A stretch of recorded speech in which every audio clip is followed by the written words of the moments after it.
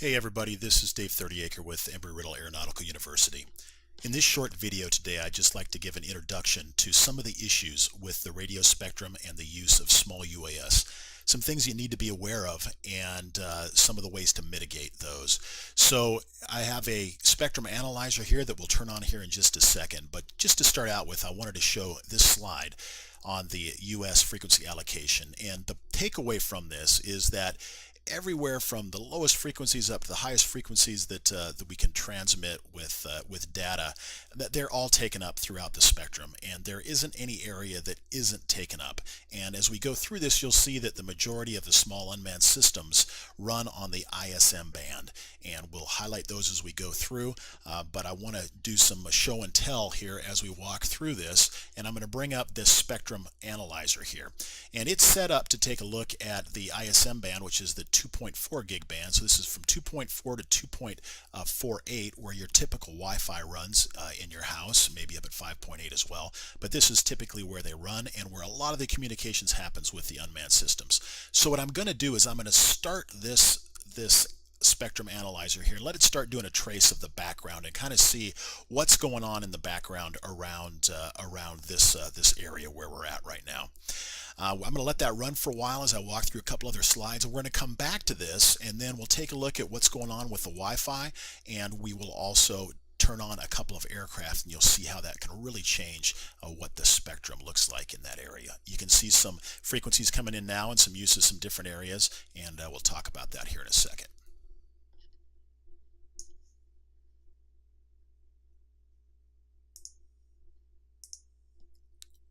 So if you take a look at this chart, it kind of outlines where the frequencies that we typically use for unmanned systems lie. So if you take a look at, first of all, this UHF area right here from 0.3 up to 1 gig, you'll see that inside here we have an ISM band where we are running from 902 to 928. That's an area where you can run an unmanned system. Matter of fact, some of the older systems like the Iris run on 915 megahertz, which is in the middle of that band there, and that's typically the lowest end that any of the newer stuff is going to run on.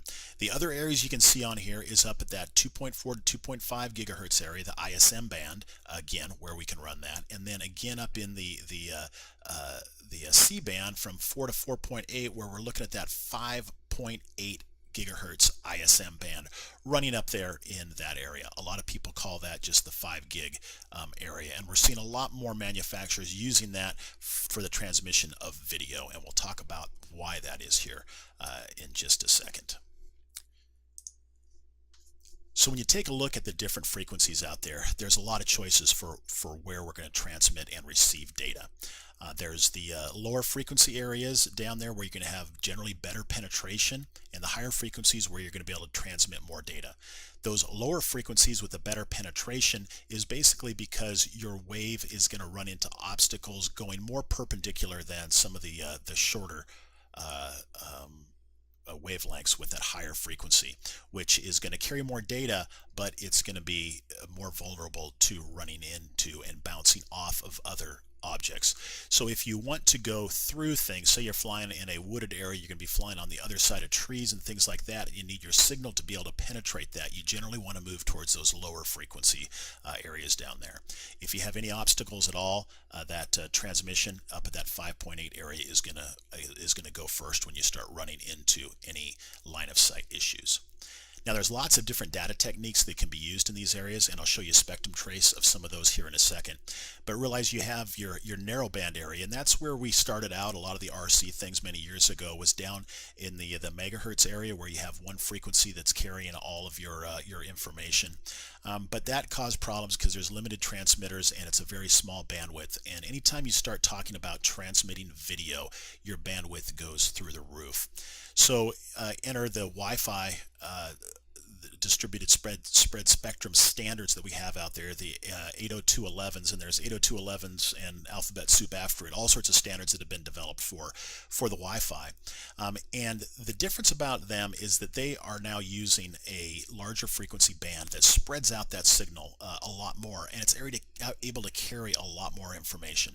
And as you can see here, those ISM bands that I was discussing earlier, that 915, 2.4, and 5.8 is generally where we're going to see the unmanned systems run at. Now, as far as the technique that they're using in those, it's generally proprietary, and it's hard to pry out the information about how the signal is actually being used there. But typically they're using a couple standard type of ways to do this. And you can see those down there: the frequency division, multiple access, time division, code division, multiple access, CDMA. Cell phones use a lot of that. And then the orthogonal frequency division, multiple access. And that's a newer technique that's used out there as well. And along with that, you can see the antennas over here on the right side. The antenna on the top here, that is a 5.8 gigahertz antenna. And you can see the higher the frequency, the lower, the smaller the antenna is going to have to be.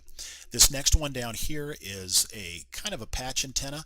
You got to watch out for these, though. A lot of times they'll sell something that looks like it's a patch antenna, and it just has one wire coming up in the middle of it, and it's just an omnidirectional antenna. But in general, this patch antenna is going to be more of a directional antenna.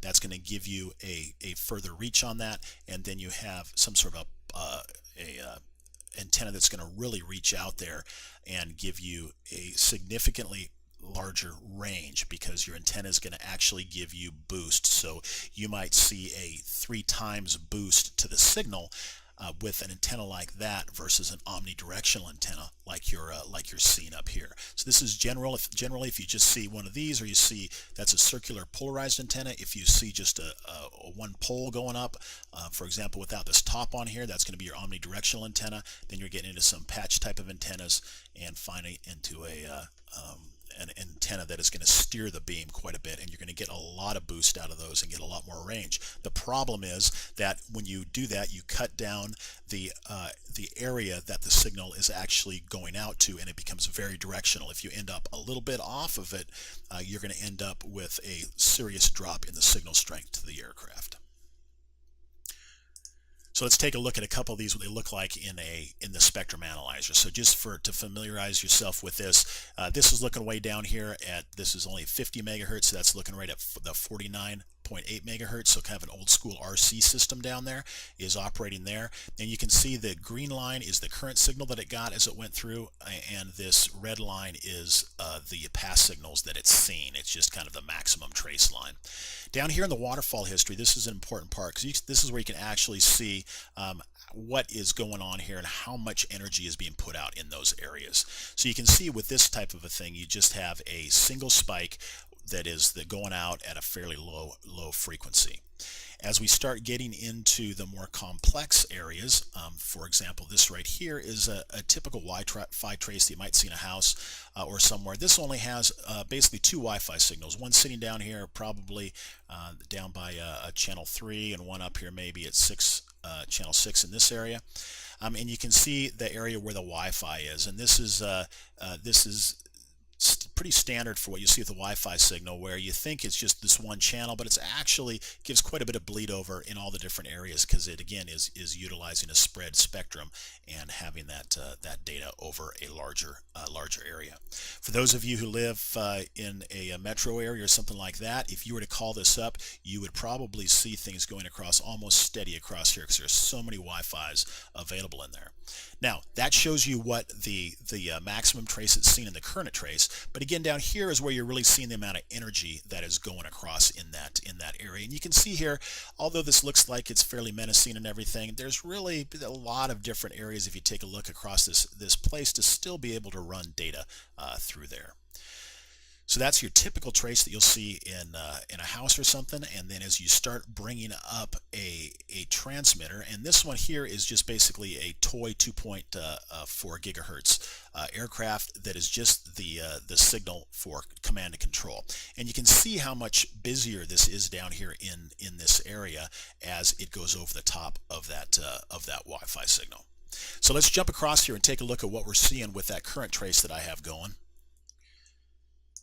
So this is what we're currently seeing. We see a couple Wi-Fi networks that are running through right now. This one's a little busier here than this one is, but again, you can see all the spikes, and you can see how the distributed spread spectrum has moved the signal out across a fairly large area in order to be able to transmit and receive in there. So what I'm going to do now, though, is I'm going to come over here and I'm going to turn on a Mavic Pro, and we'll take a look at what it does to the spectrum here. And keep in mind, this is going to be transmitting video as well as the telemetry and the control signal. And what we'll probably see is the aircraft start to search for the clearest area that it can use in there. As you can see, it's searching behind there, right there, and it's looking for an area that it can use that is clear of the most signals. And you can see it looks like it's found it right about there towards the middle. Right now, the Mavic, you can either set it on a 20 megahertz or a 10 megahertz bandwidth. This one's set on 20 right here, and you can see where it found the clean area between this and here. But look at what's going on here with the transmission of the data right here. Keep in mind that these on the side there's still a little bit of data there, but the majority of the data is right up through the middle. And you can see now as it's starting to fill up this trace down below kind of what's going on, and just look how thick that data is that's being passed down there in the middle of it. Now keep in mind, this is fairly close to the antenna for this spectrum analyzer, so the gain of this is going to be very high. And when you move away from different objects, that transmission is going to drop off by the inverse square of the distance you are away. So as you fly further away in a crowded spectrum, your signal strength is going to drop off by the inverse of the square root of your distance. I mean, the inverse square of the distance. So in other words, if you are flying twice as far away now, your signal's actually going to drop by 4 times as you get to there. So now we can kind of see what's going on here. It looks like we probably have a video transmission here across the middle, maybe some telemetry or some command and control that's been transmitted out there on the side. Okay, so just for the fun of it, let's turn on another Mavic Pro here and see what happens with this one. And if I'm not mistaken, this one is set to a 10 megahertz band. And as this one comes on, we'll see it doing the same thing. It'll be searching for that area that's the clearest area that it can find, and we'll see what it comes up with here.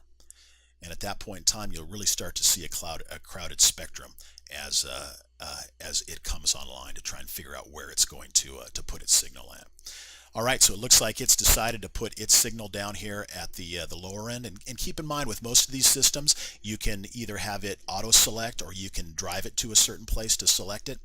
And you might ask, why would you ever manually set it? Well, there's some cases where when you're flying inside, for example, I was in a stadium, we're flying inside, and when we went inside, we took a look at what the spectrum looked like, and we were able to have a real good idea of where we wanted to operate. Well, when we went outside to fire up the system, now it's selected an area that we knew inside was going to be really bad, so we forced it to go to a certain area. So there's some times when you're going to want to do that.